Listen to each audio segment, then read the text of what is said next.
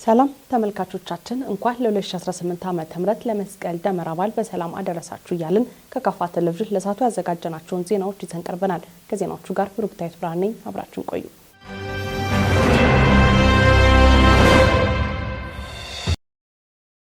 ኢትዮጵያ በተባበሩት መንግስታት የትምህርት የሳይንስና የባህል ድርጅት ዩኔስኮ ካስመዘገበቻቸው ሃይማኖታዊ ቅርሶች አንዱ የሆነው የመስቀል ደመራ በዓል በአደባባይ በድምቀት ከሚከበሩ ሃይማኖታዊ በዓላት መካከል አንዱ ነው። የ2018 የመስቀል ደመራ ስርዓት በካፋ ዞን ቦንጋ ከተማ በደማቅ የሃይማኖታዊ ስርዓት ታጅቦ ተካሂዷል። ጽዮን ታደለ ተጨማሪ አላት።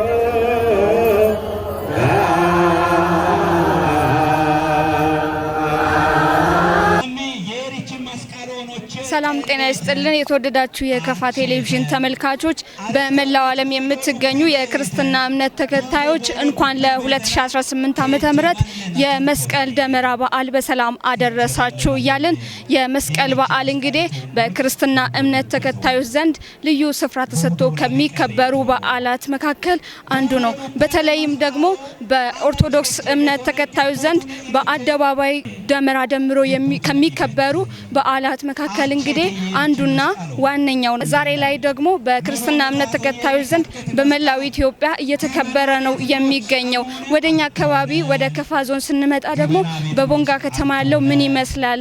ይህ በዓል ደግሞ አብሮነትን ከማጠናከር አኳያ እንዲሁም ደግሞ የሃይማኖታዊ ይዘቱን በጠበቀ መልኩ እንዳለ ሆኖ አብሮ የመኖር አብሮ የመቻቻል ባህላችንን ከማሳየት አኳያ ምን አይነት ይዘት አለው የሚለውን ደግሞ የበዓሉን ታዳሚዎች እንዲሁም የእምነቱ ተከታይ ምእመናኖችን አነጋግረን ቆይታ የምናደርግ ይሆናል። አከባበሩ በጣም ጥሩ ነው። ያው ከጥንት ጀምሮ ታሪኩ እንደሚያሳየው ጌታችን መድኃኒታችን ኢየሱስ ክርስቶስ እኛን ለማዳን የተሰቀለው መስቀል ነበረ። ይህንን መስቀል አይሁድ በቅናት ቀብረውት ከኖሩ በኋላ እሌኒ ንግሥትና ቁስጥንጥንዮስ ከ300 ዓመት በኋላ ይህንን መስቀል ደመራ ደምረው ያገኙበት በዓል ነው። ይህን በማስመልከት የምናከብረው በዓል ነው። እንግዲህ ከቀደምት ጀምሮ የዚህ የቅዱስ መስቀል በዓል አከባበር በኢትዮጵያ ኦርቶዶክስ ተዋሕዶ እምነት ከሚከበሩ ታላላቅ በዓላት አንዱ ነው። ይህም ትልቅ ቦታ ተሰጥቶት ትልቅ ትርጉም ያለው በዓል ሆኖ በቤተ ክርስቲያን ዙሪያ ላይ የምናከብረው በዓል ነው ማለት ነው። እንደዚሁ ከመዘምራን ጋር ከካህናት ጋር ከምእመኑ ጋር ሰብሰብ ብለን ከቤተ ክርስቲያን አብረን በቀን 16 በዓሉ በቀን 17 ሲሆን በቀን 16 ወደ ደመራ ቦታ በመሄድ ደመራ በመሰብሰብ በታላላቅ አባቶች በጳጳሳት ካሉ በጳጳሳት ጳጳሳት ከሌሉ በደረጃው ባሉ በቆሞሳት ደመራው ተለኩሶ የከተማው ከንቲባን በተገኘበት የሚከበር በታላቅ ድምቀት የሚከበር በዓል ነው። ምስራች ይባላልው።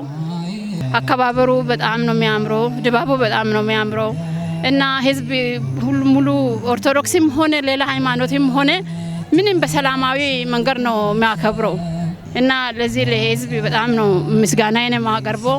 የቦንጋ ህዝብ በጣም ተግባቢና በጣም ህግና በዓሉን እና ወጉን ማረጉን የጠበቀ ህዝብ ነው ያለው እና ለዚህ በጣም አመሰግናለሁ። እውነት ነው። ይህ በዓል ብሔራዊ በዓል ነው። በዚህ በዓል ብዙ እሴቶቻችን መታየት ይገባቸዋል የሚል እምነት አለኝ። የሃይማኖትም የባህልም እሴት ጎልቶ የሚወጣበት ነው። ብሔራዊ በዓል እንደመሆኑ ከሃይማኖታዊ ስርዓቱ በተጨማሪ አንዳንድ ሁሉም ሰው የሚሳተፍበት በዓል እስከሆነ ድረስ ይበልጥ አንድነት የሚንጸባረቅበት በፍቅር ሰዎች ተደምረው አንዱ ነው ሊያከብሩበት የሚገቡት በዓል ሊሆን ይገባል። ለዚህ ይሄን በዓል የሚያከብር አጠቃላይ የአንድነት ምልክት ስለሆነ አንድ ሆኖ አንድነትን፣ ሰላምን የመሳሰሉትን እየጨመረ ማክበር ይገባዋል። በተለይ ወደኛ አካባቢ ደግሞ በምንመጣበት ጊዜ በዓሉ በድምቀት እንዲከበር ሁሉም የራሱን ድርሻ ሊወጣ ይገባል የሚል እምነት አለ። በዓሉ የሰላም የፍቅር የመተሳሰብ ነውና ዋጋ የተከፈለልን ነውና ሁሉም ሰው ተባብሮ እንዲያሳልፍ ምን መደረግ አለበት? የመደጋገፍ አብሮነቱ እንዲጠናከር። ትክክል ነው። ያው አንድ በዓል በሚከበርበት ጊዜ የራሱ የሆነ መልእክቶች ይኖሩታል። ትልቁ መልእክት ጌታችን መድኃኒታችን ኢየሱስ ክርስቶስ ለሰው ልጆች ራሱን አሳልፎ የሰጠበት መስዋዕት የሆነበት ዕፀ መስቀል እንደሆነ ሁሉ እኛም ለወገኖቻችን አንዱ ለአንዱ በመተሳሰብ መስዋዕት በመሆን ለሌላው ድነት ለሌላው መልካምነት መጣር የሚገባው ሊሆን ይገባል። ለዚህ ትልቁ ከመስቀሉ የምንማረውም ነገር እሱ ነው። ለዚህ ጌታችን ራሱን አሳልፎ ለኛ ለሁላችን እንደዚህ እንደሆነ አንዳችን ለሌላችን በፍቅር በተለያየ መንገድ አሳልፈን ራሳችን ልንሰጥ ይገባል። ሌላውን ማክበር፣ ሌላውን ማፍቀር፣ ለሌላው ሰላም መመኘትና በሰላም እንዲኖር የራሳችን ድርሻ መወጣት ይገባናል። ሁላችንም ለዚህ ለ2018 ዓመተ ምህረት በሰላም እንዳደረሰን ሁሉ ለመጪው ደግሞ እንደዚሁ ደምሮን እንደ ደመራ ደምሮን በሰላም እንዳሳልፈን አጠቃላይ ለመላ ኦርቶዶክስ ተዋሕዶ እምነት ተከታይ ምእመናንና ለመላ ኢትዮጵያውያን በሙሉ መልካም የመስቀል ደመራ በዓል ይሁን የሚል የመልካም ምኞትን አስተላልፋለሁ። እዚህ ያደረሰኝ ክብርና ምስጋና ለአንድ እግዚአብሔር ይሁን። ለእመቤቴ ለቅድስት ድንግል ማርያም ክብርና ምስጋና ይድረስላት። ከዛ በመቀጠል ደግሞ የመልካም አዲስ ዓመት ሆኖ ተማሪ ተምሮ አራሽ አርሶ ሰራተኛ ሰርቶ በጤና በሰላም አገራችን ያለን በሽታን እግዚአብሔር አስወግዶ በሰላም በቅዱስ መንፈስን ልኮ በሰላም ጤና ሰጥቶን እንዲያኖረን እመኛለሁ። ለእናንተም ጤና ሰላም ይስጣችሁ።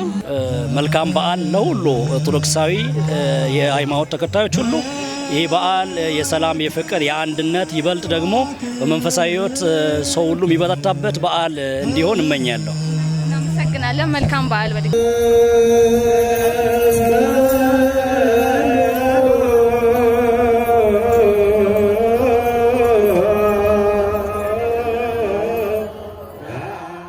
የካፋ ዞን ዋና አስተዳዳሪ አቶ እንዳሻው ከበደ ለክርስትና እምነት ተከታዮች ለ2018 ዓመተ ምህረት የደመራና መስቀል በዓልን ምክንያት በማድረግ ለመላው የክርስትና እምነት ተከታዮች የእንኳን አደረሳችሁ መልእክት አስተላልፈዋል።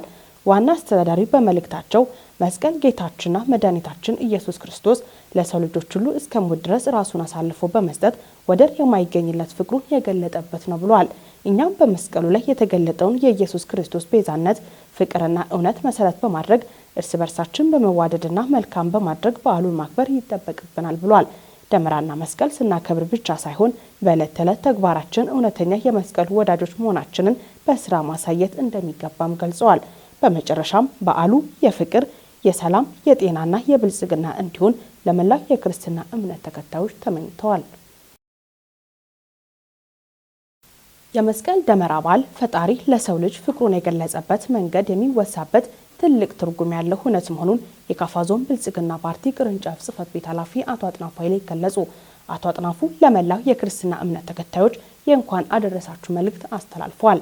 የካፋ ዞን ብልጽግና ፓርቲ ቅርንጫፍ ጽሕፈት ቤት ኃላፊ አቶ አጥናፉ ኃይሌ ለመላው የክርስትና እምነት ተከታዮች እንኳን ለ2018 ዓመተ ምህረት የመስቀል ደመራ በዓል በሰላም አደረሳችሁ አደረሰን ብሏል።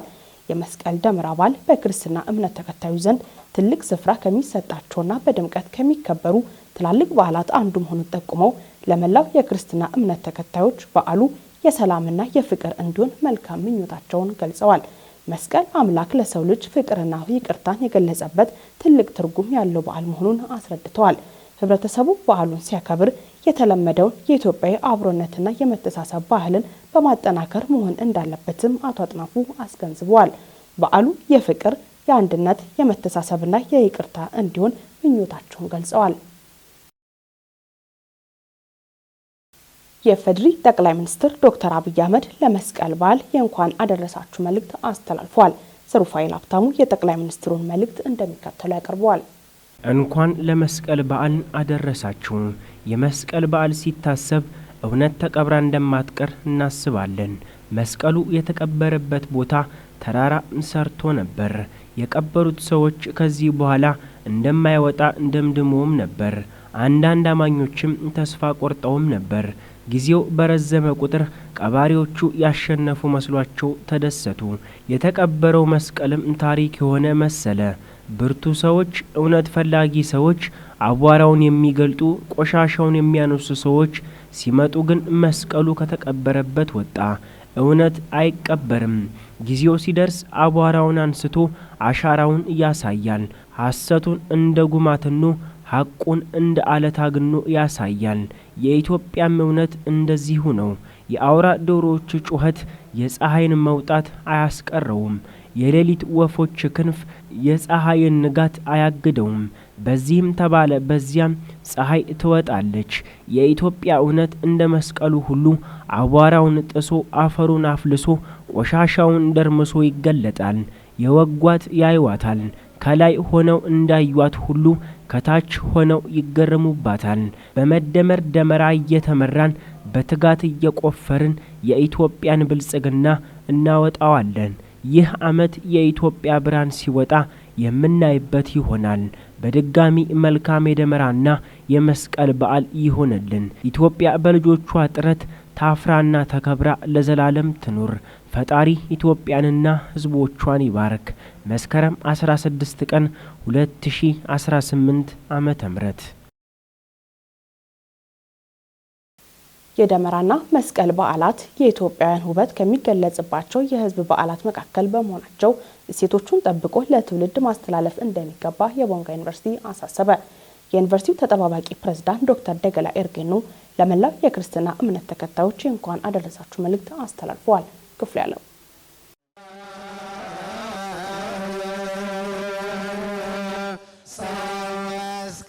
ለመላው የክርስትና እምነት ተከታዮች እንኳን ለመስቀል በዓል 2018 በሰላም አደረሳችሁ። የደመራና የመስቀል በዓላት የህዝብ ለህዝብ ትስስር ማሳያ ባህልና እሴቶቻችን ለዓለም የሚተዋወቁበት በመሆኑ መንከባከብና መጠበቅ እንደሚገባ የቦንጋ ዩኒቨርሲቲ ተጠባባቂ ፕሬዝዳንት ዶክተር ደገላ ኤርገኖ በእንኳን አደረሳችሁ መልእክታቸው ተናግረዋል።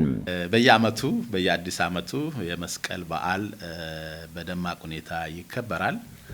የበዓሉ እሴት በዩኔስኮም የተመዘገበባቸው ከማይዳሰሱ ቅርሶች የተመዘገበባቸው አንዱ ቅርስ ነው።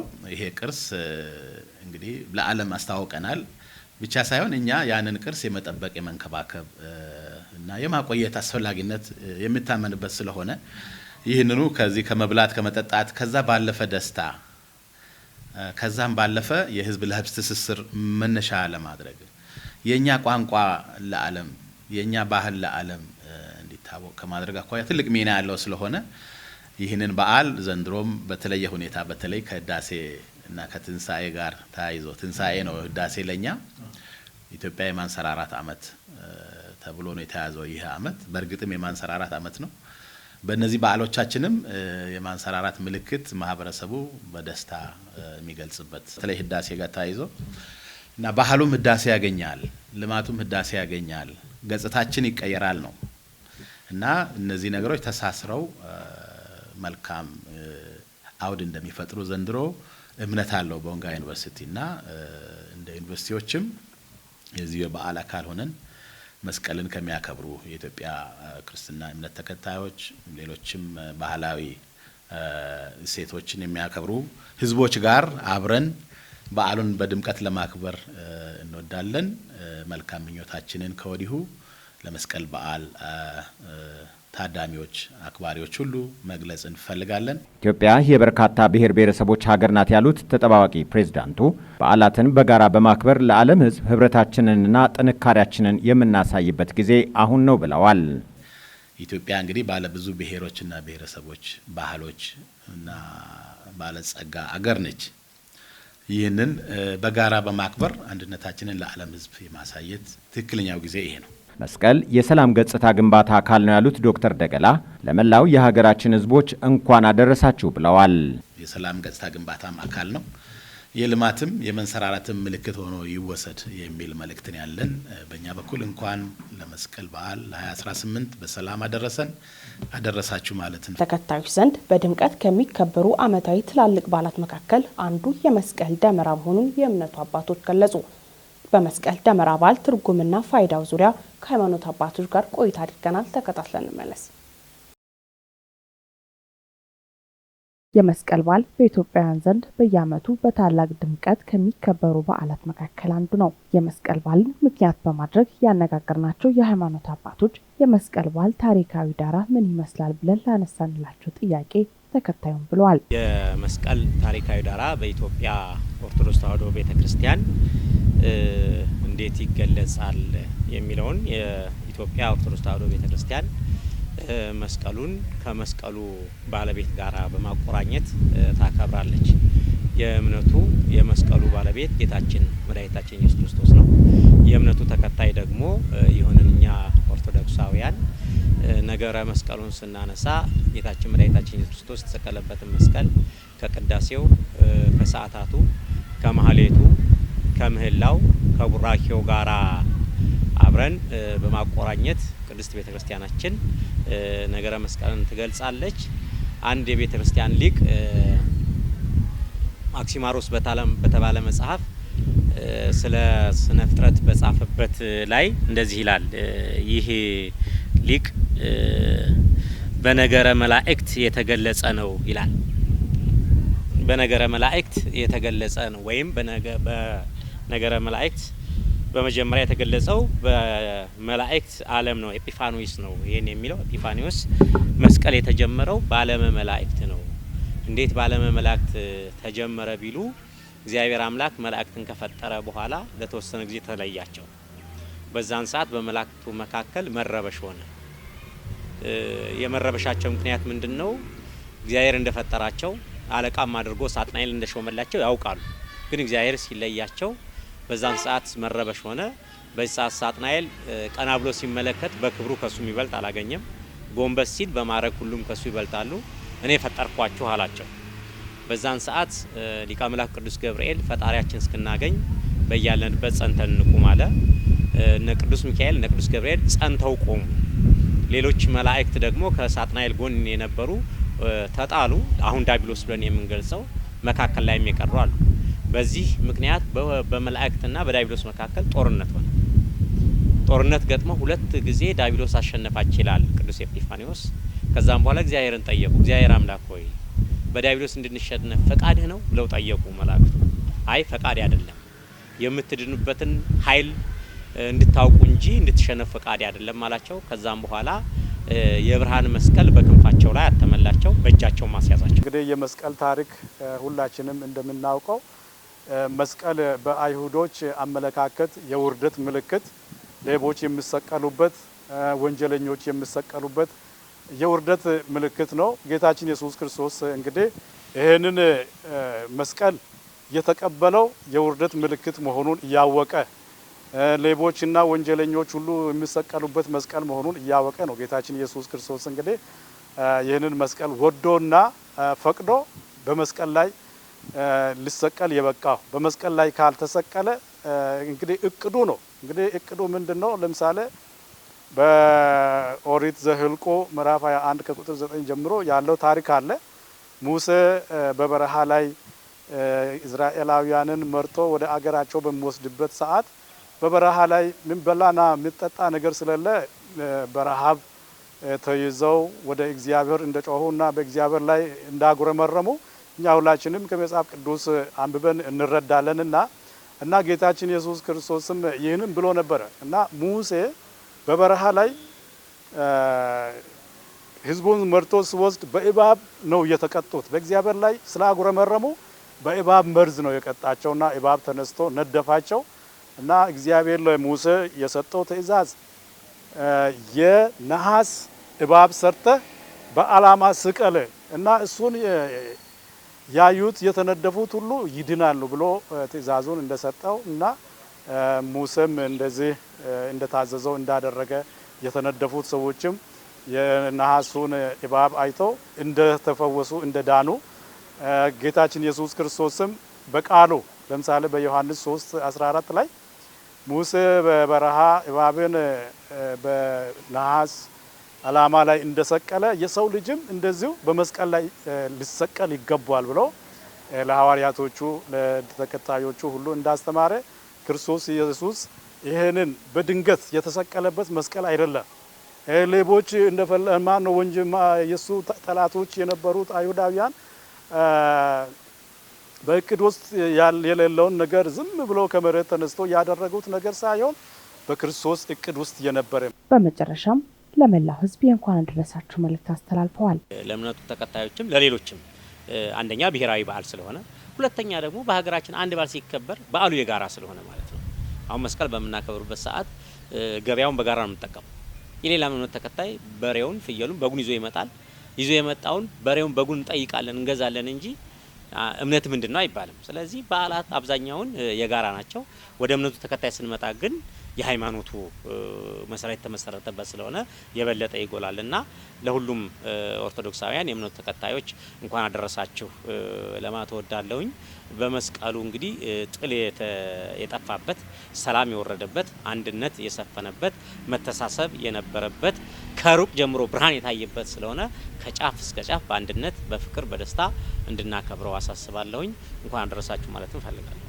እንኳን ለ2018 ዓመተ ምህረት ለጌታችን ኢየሱስ ክርስቶስ መስቀል በዓል ሁላችሁም አደረሳችሁ እላለሁ። መልካም በዓል እንዲሆን በያላችሁበት ቦታ የሰላም በዓል እንዲሆን እመኛለሁ። አመሰግናለሁ። የመስቀል ደመራ በዓል የሀገር አንድነት ከማጠናከር አኳያ ፋይዳ እንዳለው የአዲ ወረዳ አስተዳደር ገለጸ። የወረዳ ምክትል ዋና አስተዳዳሪ አቶ ገረመው ገብሬ ለመላው የክርስትና እምነት ተከታዮች የእንኳን አደረሳችሁ መልእክት አስተላልፈዋል። ዘገባው የወረዳ መንግስት ኮሚኒኬሽን ነው፣ እንደሚከተለው ይቀርባል።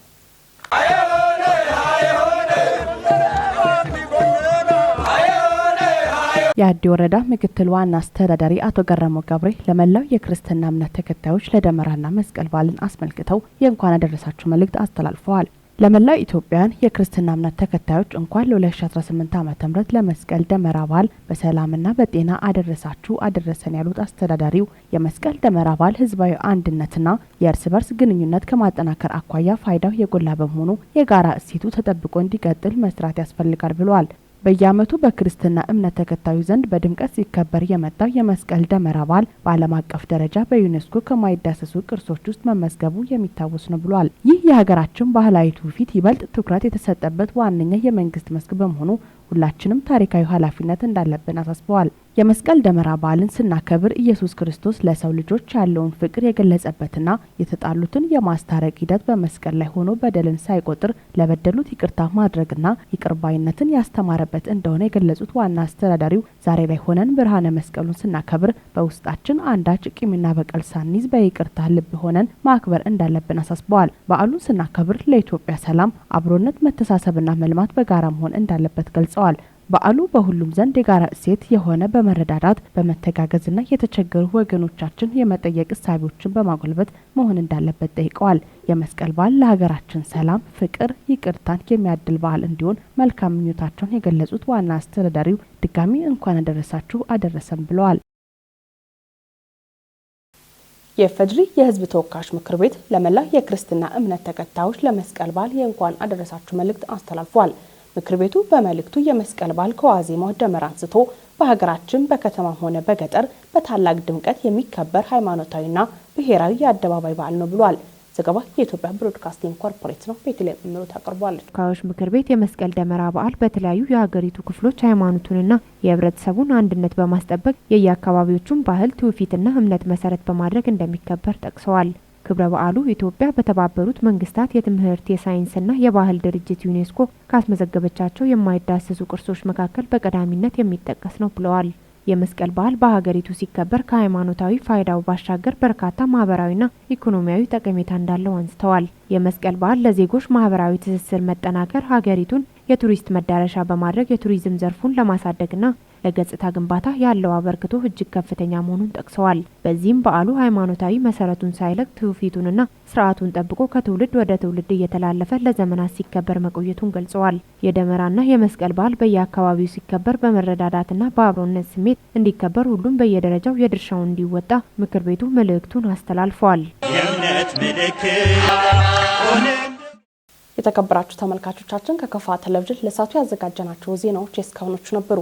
ዜናዎቹን በመምራት ብሩክታዊት ብርሃኑ አብራችሁ ቆይታ አደረኩኝ። መልካም በዓል።